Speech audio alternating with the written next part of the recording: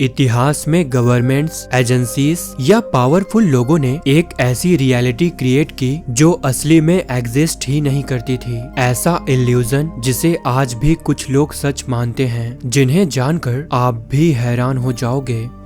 Number 1, 1950s में America में cold war चल रहा था। यूएसएसआर और यूएसए दोनों एक दूसरे को हर फील्ड में बीट करने की रेस में थे। इसी बीच CIA ने एक ऐसा सीक्रेट ऑपरेशन स्टार्ट किया जिसे सुनकर लगता है जैसे किसी हॉलीवुड स्पाई थ्रिलर की कहानी चल रही हो, जिसे ऑपरेशन मॉकिंगबर्ड कहा गया। इसका पर्पस किसी न्यूज या पॉलिटिकल स्टोरी को CIA के हिसाब से ट्विस्ट करके लोगों तक पहुंचाना था। उन्हें लगता था कि अगर मीडिया को कंट्रोल कर लिया जाए तो पब्लिक ओपिनियन भी कंट्रोल किया जा सकता है। हैरान करने वाली बात यह थी कि CIA ने सीक्रेटली अमेरिका के बड़े बड़े न्यूज आउटलेट्स में अपने लोग बिठाए। जर्नलिस्ट, एडिटर्स, कॉलमिस्ट, सब में से कुछ CIA के पेरोल पर थे। ये सब बाहर से बिल्कुल नॉर्मल रिपोर्टर्स लगते थे, पर अंदर से वो CIA के लिए इंफॉर्मेशन पुश कर रहे होते थे। CIA कोई एक नैरेटिव बनाती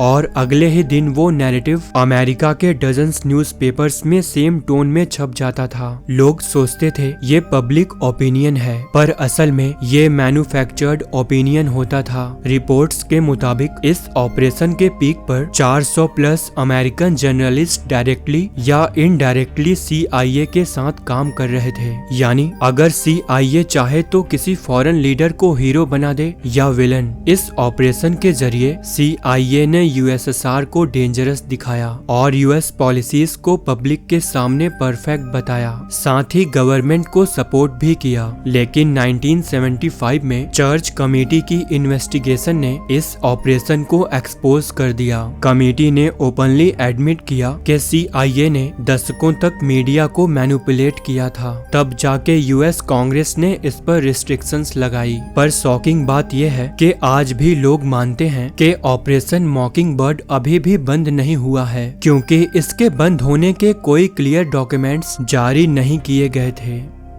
नंबर 2, 1800 से 1900s में इंडिया में ब्रिटिश राज का सबसे dangerous tool divide and rule था। असल में ब्रिटिश को पता था कि अगर हिंदू और मुस्लिम दोनों कम्युनिटीज एक साथ हो गए तो उनका राज लंबे समय तक नहीं टिक पाएगा। इसीलिए उन्होंने लोगों के बीच जानबूझकर नफरत क्रिएट करने के तरीके यूज किए। सबसे डिस्टर्बिंग चीज ये थी कि कई जगहों पर जब भी कम्युनल टेंशन क्रिएट करना होता तो ब्रिटिश एजेंट्स मंदिर में काऊ मीट या मस्जिद में पिग मीट फेंक कर छुपा देते थे। ऐसा लगता था जैसे कोई अननोन ग्रुप ने ये सब किया हो और नेचुरली दोनों कम्युनिटीज गुस्से में आ जाती। लोग सोचते थे कि दूसरी कम्युनिटी ने इंसल्ट किया है, पर असली में प्लानिंग किसी और की होती थी। ब्रिटिश ऑफिसर्स फिर साइड में खड़े होकर लॉ एंड ऑर्डर मेंटेन करने का बहाना बनाते, पर उनका रियल मोटिव होता कि हिंदू और मुस्लिम एक दूसरे के अगेंस्ट हो जाएं, ताकि ब्रिटिश के खिलाफ कोई यूनाइटेड मूवमेंट ना बन सके। कई हिस्टोरिकल रिपोर्ट्स में ये पैटर्न बार बार नजर आता है कि जहां यूनिटी बढ़ती वहां अचानक दंगे हो जाते थे। मस्जिद के बाहर पिग मीट मिल जाता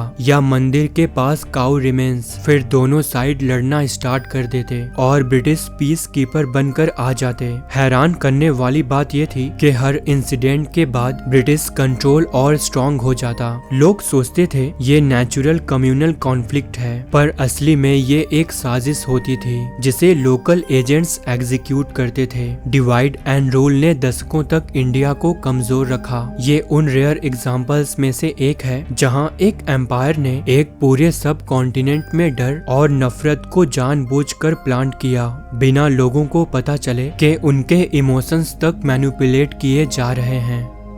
नंबर 3, 1944 में वर्ल्ड वॉर 2 का सबसे डार्क फेज चल रहा था और इसी टाइम नाजी जर्मनी ने एक ऐसा इल्यूजन क्रिएट किया जिसे देखकर लगता था जैसे पूरी दुनिया को एक परफेक्टली स्क्रिप्टेड ड्रामा दिखाया गया हो। इस ऑपरेशन को उन्होंने स्टादवर्सॉचनरिंग नाम दिया, जिसका मतलब सिटी ब्यूटिफिकेशन होता है। ये मतलब सुनकर कोई सोच भी नहीं सकता था कि इसके पीछे की सच्चाई कितनी डरावनी थी। असल में उस समय समय दुनिया भर में नाजीज पर इल्जाम लग रहे थे कि वो कंसंट्रेशन कैंप्स में यहूदियों को टॉर्चर और उनका मास किलिंग कर रहे हैं। इसीलिए international humanitarian organisation Red Cross उन कैंप्स का इंस्पेक्शन करना चाहते थे। असल में रेड क्रॉस एक न्यूट्रल संस्था थी, ना वो अलाइस की साइड थी ना जर्मनी की। इसीलिए उन्हें इंस्पेक्शन करके वर्ल्ड को बताना था कि कैंप्स में एक्चुअली क्या हो रहा है। लेकिन हिटलर की गवर्नमेंट ने डिसाइड किया कि वो सच नहीं दिखाएंगे, क्योंकि यहूदी प्रिजनर्स के कैंप्स की हालत इतनी खराब थी कि अगर इंटरनेशनल इंस्पेक्टर्स ने असली कंडीशन देख लिया तो जर्मनी पर तुरंत इंटरनेशनल प्रेशर बढ़ जाता। इसीलिए उन्होंने एक कैंप को एक पूरे फेक मॉडल टाउन में कन्वर्ट कर दिया। गंदगी, डिजीज, डेड बॉडीज सबको हटा दिया गया। जमीन पर फ्रेश ग्रास बिछाई गई, वॉल्स पेंट किए गए और प्रिजनर्स को एकदम नए कपड़े पहना दिए गए। सबसे अजीब चीज ये थी कि उन्होंने प्रिजनर्स को ऑर्डर दिया कि जब इंस्पेक्टर्स आए तो कई लोग गार्डन में चेस खेलते दिखे, बच्चे पार्क में खेलते नजर आए और कुछ लोग बुक्स पढ़ते हुए रिलैक्स दिखे। ऐसा लग रहा था जैसे एक परफेक्ट यूरोपियन टाउन बना दिया हो जहां सब खुश हैं। लेकिन असल में ये सब बस परफॉर्मेंस थी। नाजीज ने एक रियल फिल्म कैमरा यूज करके एक प्रोपेगेंडा मूवी भी शूट कर लिया,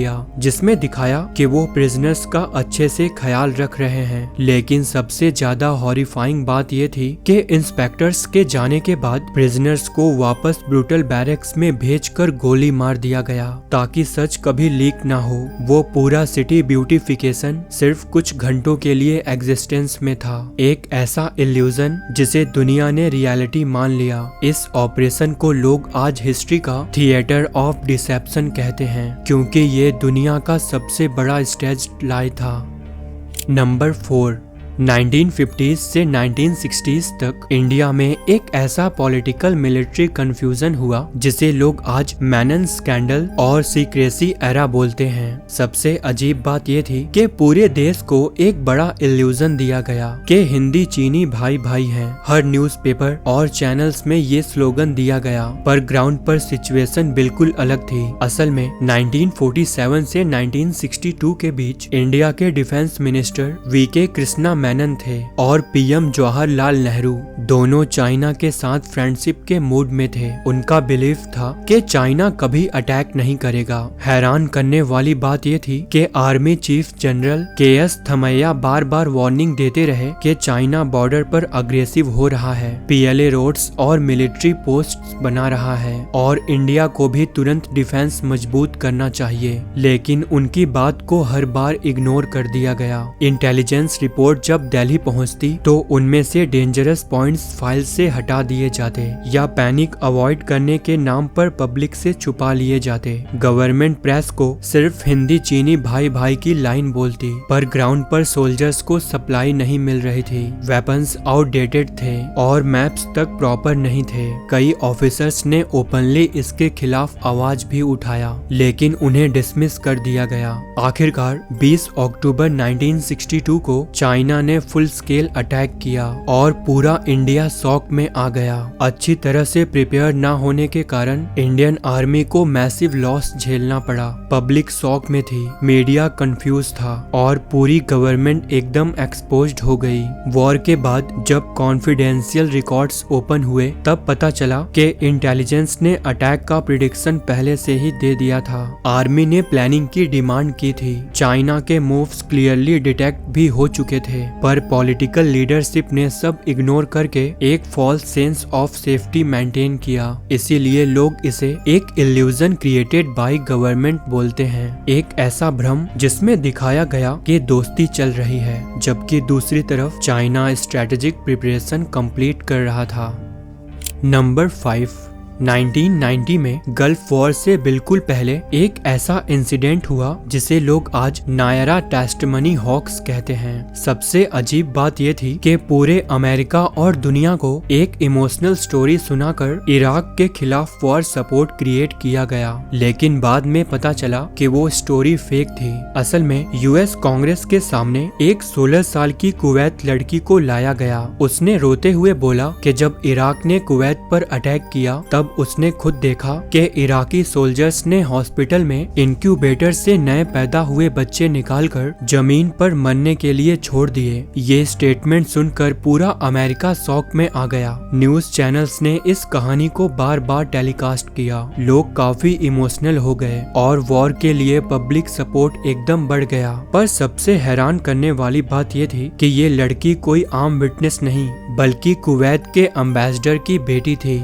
जिसे American PR company Hill and Knowlton ने ये झूठा स्टेटमेंट देने के लिए प्रिपेयर किया था ताकि अमेरिका में कुवैत के लिए सिंपैथी क्रिएट हो सके। बाद में इन्वेस्टिगेशन में वो हॉस्पिटल इंसिडेंट कभी प्रूफ नहीं हुआ। किसी डॉक्टर ने ऐसी कोई बात कंफर्म नहीं की। असल में कुवैत गवर्नमेंट ने सीक्रेटली पीआर फर्म को मिलियंस ऑफ डॉलर्स दिए थे। सबसे शॉकिंग मूवमेंट तब आया जब कमेटी ने कन्फेस किया कि उन्होंने विटनेसेस की आइडेंटिटी वेरीफाई नहीं की थी और अमेरिका में लोग गुस्से में आ गए कि उन्हें एक फैब्रिकेटेड कहानी से मैनिपुलेट करके वॉर सपोर्ट करने पर मजबूर किया गया।